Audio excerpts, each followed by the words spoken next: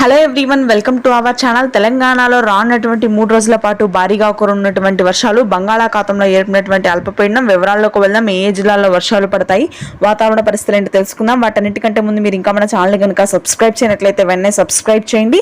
ఇక లేట్ చేయకుండా వివరాల్లో కనుక వెళ్ళినట్లయితే 2 తెలుగు రాష్ట్రాల్లోనూ బంగాళాఖాతంలో ఏర్పడినటువంటి అల్పపీడన కారణంగా దాదాపుగా మనకి 26, 27, 28 జూన్ తేదీల్లో భారీ వర్షాలు నమోదు కానున్నాయి.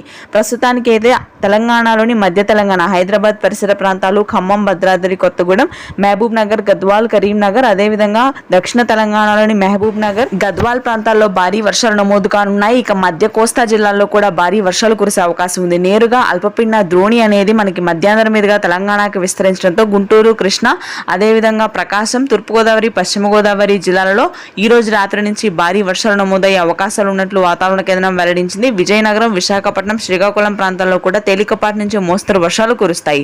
నెల్లూరు, ప్రకాశం జిల్లాల్లో పొడి వాతావరణం కొనసాగుతుంది. రాయలసీమ వ్యాప్తంగా కూడా ఎటువంటి వర్షాలు నమోదు కావు. రానున్నటువంటి 2 రోజుల పాటు తేలికపాటి జల్లులు అక్కడక్కడ మాత్రమే నమోదవుతాయి నైరుతి రుతుపవనాల కారణంగా. ఇది ప్రస్తుతానికి.